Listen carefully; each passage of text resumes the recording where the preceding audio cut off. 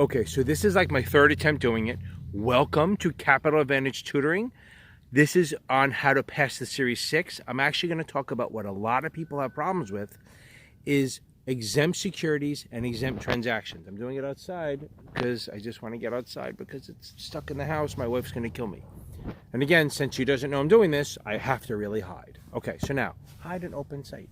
So again, Capital Advantage Tutoring, if you want to pass the Series 6 or the Series 66 or the 63, join in. Now, exempt securities. Exempt securities are securities that never, ever have to be registered under the state. Because we're talking about the Series 66 or 63 or even the 65.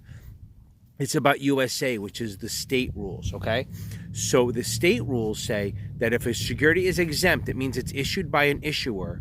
Well, a lot of circular stuff. It's issued by a firm or entity that doesn't have to register. So, like a government, like any federal government, so like either Canada, US, Brazil, United Kingdom, Mexico, if they issue a bond in the US, it doesn't have to register, okay? So if they issue a bond in the US, it doesn't have to register in any state at all. Maybe on the SEC, but not on the state level. Now, we also allow for Muni, so any municipal security issued by any state or territory of the US and any territory of Canada, only Canada, not Mexico, just Canada. So if Toronto issues a bond, it's as exempt as if Kansas did. But if Mexico City or London issues a bond, they have to register. So these securities are securities that never have to register, ever. Now, you selling them have to be registered, unless you work for them, but that's from another video. So again, if you're selling an exempt security, you still have to register. Get that in your head because people forget that all the time. If a bank issues a security, boom, doesn't have to register. If an insurance company issues a security, boom, doesn't have to register. If you issue shares, if you issue commercial paper under 270 days, at least $50,000 denomination, doesn't have to register. So again, the commercial paper is if it's issued for 270 days or less, meaning that's how long it lasts, less than that, and at least the minimum amount you can buy at any one time, called denomination, is 50 grand, and it's triple B or higher than triple B, then it won't have to register. The point there is that grandma's not probably buying commercial paper for 70 grand. Why would they do that? Okay.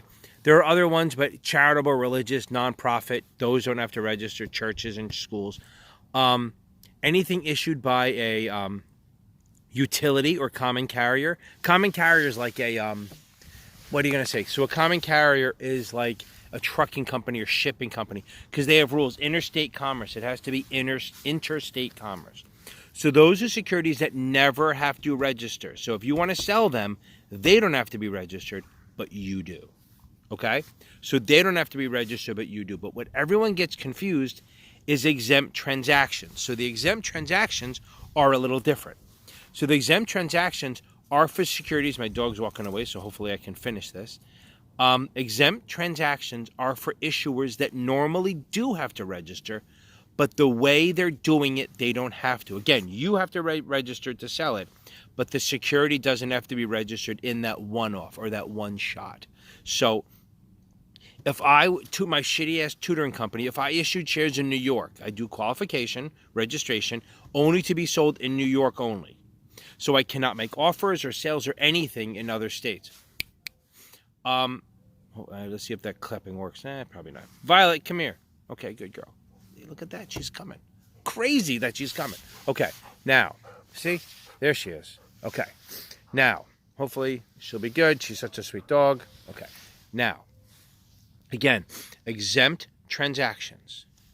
These are securities that would normally have to register, but because of the way we're doing it, we don't have to. So I'm repeating this again. I register my tutoring company in New York State only. That's qualification. I cannot make offers in any other state. I cannot make offers in any other state to have people buy that. Unless, so this is what it is. Under certain circumstances, we can, okay? So here's what happens. I'm registered in New York, can't issue, okay? Just checking. But now, if somebody in another state say Jersey, calls up and says, oh, I want to buy some of that Capital Advantage tutoring. I'm going public one day. Capital Advantage tutoring. Then if they call you, it can be sold to them. That's called unsolicited. So it's not that the security is exempt. It's that one transaction would not require me to register it in the state. So again, tutoring company Catch Tutoring in New York, somebody in New Jersey wants to buy it. They call you, the rep, and you can sell it to them. You have to be registered. The security doesn't. That's the whole point of exempt securities and exempt transaction. That's one. That's called unsolicited. Also, same scenario. I'm in New York, can't register it anywhere else, or didn't register it anywhere else.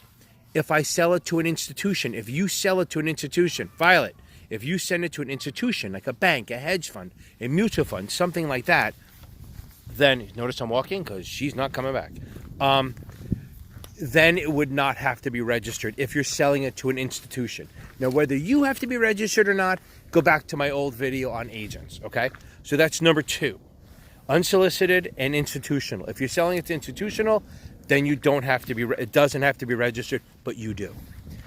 Another one is a private placement. If you're selling it in a private placement, which means you're selling it to, or I'm selling it to no more than 10 non-institutional retail, but as many institutionals as I want. So I can send it to as many institutional clients as I want, but only up to 10 non-institutional, otherwise known as retail. So as long as I sell it to less than 10 and don't really charge them a commission, I can charge the institutions a commission, but not the retail. That would be called a private placement on the state level, and it's not, doesn't have to be registered for that instance. Remember, my security is not exempt in general. It's just because of the way we're doing it, it doesn't have to be registered. Another one is if a trustee or an executor or a sheriff, like on a bankruptcy or a dead guy in a state, they have to sell shares sometimes to meet their obligations of the will or whatever it is. So making them register the shares just for that one instance would be a problem, okay? So they allow it not to be registered for that instance. Again, it's a one-off. So if it's part of an estate, a trustee, or an executor for a bankruptcy, then it wouldn't have to be registered. If I'm selling it to my own employees, my hundreds of employees, if I'm selling my shares to them, that's an exempt transaction. If I'm selling it to the underwriter, so say JP Morgan wants to take me public, hint. So if they want to take me public, they would buy the shares from me to then sell them to the public.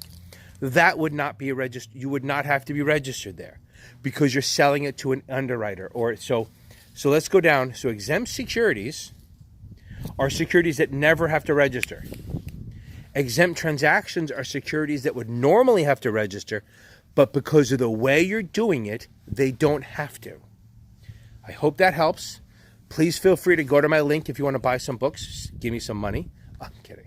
And please join my lives on Tuesdays and Thursdays at 8:30 during the coronavirus quarantine, and then every Tuesday night going forward.